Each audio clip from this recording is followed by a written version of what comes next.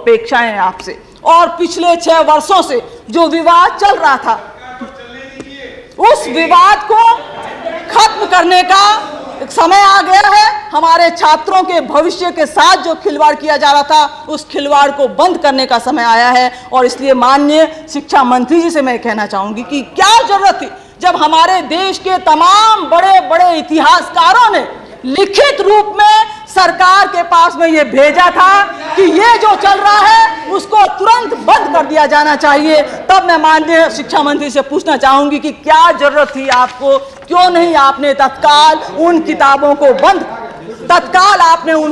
को बंद किया होता। उसके लिए फिर से एक पैनल बैठाने की कोई जरूरत नहीं थी। और इस पैनल ने भी ये कहा है कि तुरंत उन किताबों को बंद किया जाना चाहिए। फिर भी जोशी जी कहते हैं उनको कुछ नजर नहीं आता। उपाध्यक्ष महोदय, इसलिए मैं माननीय अर्जुन सिंह जी से निवेदन करना चाहूंगी कि वो सांप्रदायिक नजरिए से लिखी हुई, वो हिंदू और मुस्लिम के बीच में वैमनस्य बढ़ाने वाली वो किताबें जो कहती हैं कि मुसलमान विदेशी हैं, पारसी विदेशी हैं, इस तरह की तमाम किताबों को जो सांप्रदायिक नजरिया छात्रों के बीच में देती है, उन तमाम किताबों को तत्काल हटाया जाए। और इनके शासन के दौरान जो किताबें शुरू की गई, उन तमाम किताबों की समीक्षा की जाए, उन सबको हटाया जाए तुरंत। और जो पहले चल रही थी, 2002 से पहले जो किताबें चल रही थी, उन किताबों को पढ़ाया जाए। मैं आशा करती हूँ कि आप जो धर्मनिरपेक्षता का हमारे संविधान का मूल आदर्श है, उस आदर्श की रक्षा करेंगे, हमारे समाज की, हमारे देश की बहुलतावादी संस्कृति की रक्षा करेंगे। इन्हीं शब्दों के साथ आप अश्विनी कुमार जी, धन्यवाद।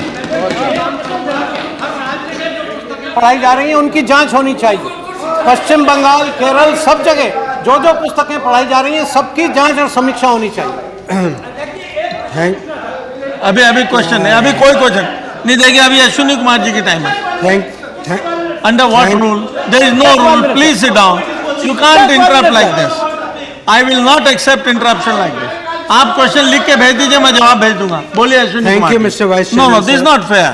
Thank you, Mr. Vice Chairman. Her speaker के बीच में आप बोलेंगे तो कैसे चलेगा? बोलिए। For according me this opportunity to express my views in a matter of great national importance. Sir, I would like, with your leave, to draw out at the very threshold the contours of this debate. So the contours of this debate can be sketched out in 4 corners. And what are these 4 corners? So the debate is really about the conscience of our intellectual heritage. It is about a theory of history that claims no absolutes, but at least fidelity to facts. It is also at a level, sir, about the imperatives of respecting the sensitivities of the people in a pluralist society that glorifies its composite culture. Therefore, sir, the debate is about the philosophy of our republic. It's about the philosophy of a civilization in which the distinguished former minister justly prides himself, and we share in that pride. Sir, there is a genesis to this debate, and it is a contemporary, current genesis. It all started with one principal architect who, writing in the Times of India, talked about the dangers of colonization of the minds. Of course, he talked about the colonization of minds in a different context. But I would like to amplify that concept to say that, in a sense, this debate is about an attempt to colonize the minds of the people of the succeeding generations in a particular direction. Now, one may differ with me, sir. People may have a different view about the history books, the curricula, the syllabi, but I make bold to state that in my understanding of the history as written in those books, which gave the immediate context for this debate, there is a clear and a decisive attempt to colonize the minds of the succeeding generation of Indians. And sir, it is not I who am saying this. It has been brought about in a report which is authored by those who are known for their academic excellence, who are peers in historical research. Sir, one may differ with Mr. Barunde's preferences, ideological preferences. One may differ with his analysis of data of history. But no one in his right mind can reasonably question the academic credentials of the man. I have his credentials, sir, and I have the sum and substance of the report. So the report summarizes its conclusions and says, we are convinced that the current NCERT textbooks on history brought out after 2000 are substandard and include many errors of fact and also unbalanced interpretation. The errors are so many that rectification of each and every one of them is almost impossible. The problem is further aggravated by directives indicated in the National Framework for Curriculum in Schools 2000, which put a premium on indigenization or indigenous tradition in Indian history, identified largely with ancient Indian values. Later developments in Indian history are seen as irrelevant, if not harmful. So not a word has been stated in the debate that preceded me to suggest that these conclusions are either perverse or unsubstantiated. The distinguished former HRD minister stated that he could find no basis for this conclusion, but sir, I only need to point the attention of this House to 30 pages given in Appendix 1 to this report, which have specifically and categorically delineated what the historians consider as aberrations in the writing of history. Sir, in this factual background, the matter by public interest litigation was brought to the Supreme Court. A lot has been said as to the purport of the Supreme Court judgment, and sir, the Supreme Court judgment has been ad nauseum misquoted. In fact, Sir Justice Sema, writing for the Supreme Court, said that it is true that CAB, an institutional process to oversee everything about educational writing, was not consulted, and it was an institutional process in place from 1935 to 1994. For 60 long years without a break, there has been a tradition, a custom, a convention, a practice of getting the curricula vetted, scrutinized, approved, deliberated upon, either by the General Committee of the NCERT, by its Executive Committee, and then by CAB. None of these institutions were asked to deliberate, and suddenly from nowhere we find that there is a curricula which is inflicted on millions of students of history in this country. Sir, in a liberal tradition of this republic, which finds mention and endorsement in as sacred a document as the Constitution of India, can we in that context not even take steps to rectify the aberrations? I ask myself this question, and I commend this question to the members of this Honorable House. If a particular aberration is specifically pointed out, is it not incumbent on the succeeding government, which went to the polls on the plea of rectifying the aberrations of history, to correct the distortions of history? So I lay no claim to an absolute standard of history. No one can. History is always in a state of evolution.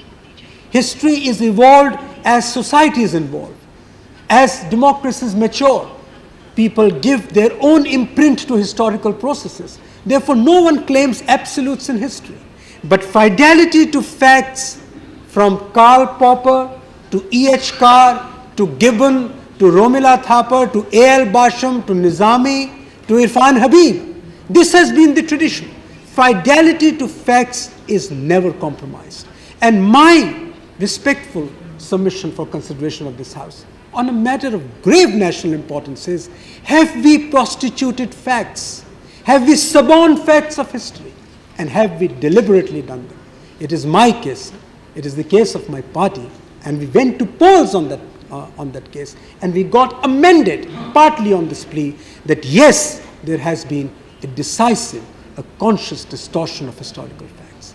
Now, in this context, if the present Minister for Human Resource Development sets up a committee of eminent historians to re-examine the historical books, what is the grave injury that he has done to this republic? So nobody disputes the fact that we have all to be justly proud of our heritage. Indeed we are. But what is the heritage that I am proud of? I am proud of my liberal heritage.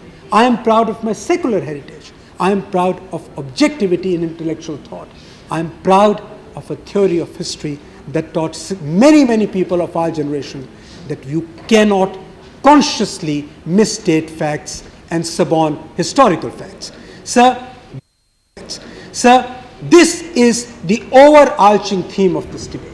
And sir, in this context, I ask myself this question: is it not true that the highest court in this country, spoken of by two judges of the apex court, have said that it is undeniable that the institutional processes were suborned, and that the discussions that ought to have taken in the deliberative processes of NCERT and CABE, in fact, were not held. And so, in this larger background, I ask myself this question: is the syllabi a syllabi which needs to be corrected? Are the history books written on the basis of that curriculum required to be corrected or not? And what is there to suggest that this report, the report prepared by a panel of eminent historians, lacks in objectivity? If the answer to all these questions is in the affirmative or in the negative, then we need today to endorse the decision to correct the distortions in history. Sir, in conclusion, I will only say it was incumbent, it was necessary, it was politically fair, it was intellectually credible for this government to deliver on the promises it made to the people of India, in whom resides the ultimate sovereignty, through whom the conscience of this country speaks. And we had made a promise to the people of India that we will, on assumption of power, make sure that the battle for the colonization of the minds of the Indians will be resisted, and we are going to resist it, sir, with all the force at our command, intellectual, physical, and political. With these words, I thank you for giving me this opportunity. Thank you. Sri Anbalagam.